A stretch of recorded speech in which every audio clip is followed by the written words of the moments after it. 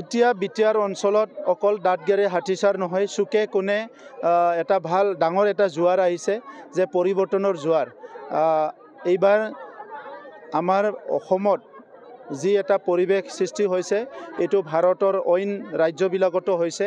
প্ৰধানমন্ত্ৰী নৰেন্দ্ৰ মোদী ডাঙৰীয়াৰ নেতৃত্বত যোৱা 10টা বছৰ যিখিনি উন্নয়ন হৈছে, প্ৰধানমন্ত্ৰী ডাঙৰীয়াই বিভিন্ন কাম কাজৰ দ্বাৰা আমি আমাৰ গৰীব মানুহৰ, মহিলাসকলৰ, যুৱ যুৱতীসকলৰ সকলো শ্ৰেণীৰ ৰাইজৰ মনটো জয় কৰিব পাৰিছে।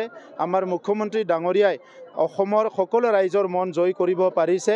আৰু বিটিআৰ অঞ্চলত যোৱা 3টা বছৰত যি শান্তি, সম্প্ৰীতি, নিৰাপত্তা, উন্নয়ন ৰাইজে পাবলৈ সক্ষম হৈছে, এইটো লৈ পেলাই আজি সকলো ৰাইজে মনটো পৰিৱৰ্তন হৈছে। আগত যিসকল BPF-ত আছিলে, কংগ্ৰেছৰ আছিলে, বিভিন্ন দলত আছিলে, সেই সকলে আহি দলে বলে আমাৰ দলত যোগদান কৰিছে। এতিয়া মানে যোগদান সকলো ডিষ্ট্ৰিক্টত, সকলো ব্লকত অকল যোগদান, বিভিন্ন জাতি জনগোষ্ঠী, পুৰুষ মহিলা আমাৰ দলত যোগদান কৰি আছে। আৰু এই আজি হাতীচাৰত ভূটান বৰ্ডাৰত হাজাৰৰ সংখ্যাত আহি পেলাই আমাৰ দলত যোগদান কৰিছে আৰু বিশাল এটা সভা ইয়াত আজি আয়োজন কৰিছে। আৰু এইটোৱে প্ৰমাণ কৰিলে যে এইবাৰ কোনো জাতিগত চিন্তা নাই, ইয়াত কোনো ধৰ্মক লৈ বেলেগ চিন্তা নাই, সকলো একত্ৰিত হৈ পেলাই নৰেন্দ্ৰ মোদী ডাঙৰীয়াৰ নামত জয়ন্ত বসুমতাৰী ডাঙৰীয়া NDAৰ কেণ্ডিডেট, UPPLৰ কেণ্ডিডেট কোকৰাঝাৰ সমষ্টিত তেখেতক বিপুল ভোটত বিজয় কৰিবলৈ ৰাইজে ইতিমধ্যে সিদ্ধান্ত লৈছে।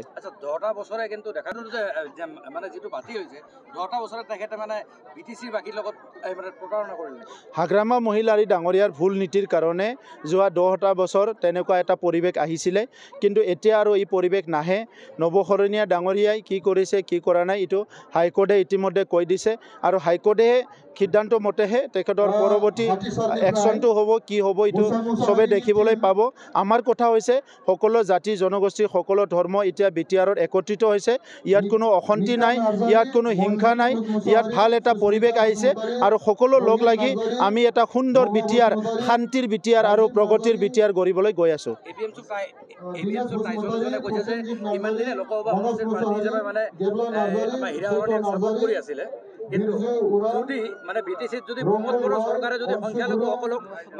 এতিয়ালৈকেতো কৰা নাই, এতিয়ালৈকেতো আমি কৰা নাই। চ' এটা কণ্ডিশ্যন দি পেলাই এইবিলাক কথা ভাবিব নালাগে। ইয়াত সংখ্যালঘুও থাকিব, ইয়াত সংখ্যাগুৰুও থাকিব, বড়োও থাকিব, বঙালীও থাকিব, মাইনৰিটি থাকিব, ৰাজনীতি যিমান জনগোষ্ঠী আছে বিটিআৰ অঞ্চলত আছে, সেই সকলো ভালতে শান্তি সম্প্ৰীতি নিৰাপত্তাত সকলো থাকিব। কোনোবা যদি সন্দেহ কৰিছে, মইতো ক'ব লগা নাই, কিন্তু আমাৰ একশ্যনত আমি ভাবোঁ এতিয়ালৈকে আমি ভুল কৰা নাই আৰু অনাগত দিনতো আমি ভুল নকৰোঁ।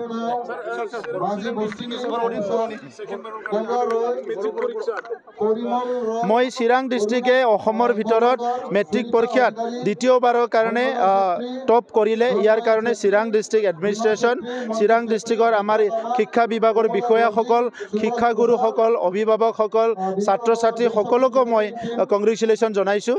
আৰু এই ভাল পৰিৱেশটো সদায় ৰাখিব লাগিব। বিটিআৰ এতিয়া শান্তি আহিছে, আমাৰ ছাত্ৰ ছাত্ৰী ভালকৈ পঢ়িব পাৰে, খেতিয়কসকলে ভাল খেতি কৰিব পাৰে, সকলো নিজৰ কামটো খুব সুন্দৰকৈ কৰিব পাৰে।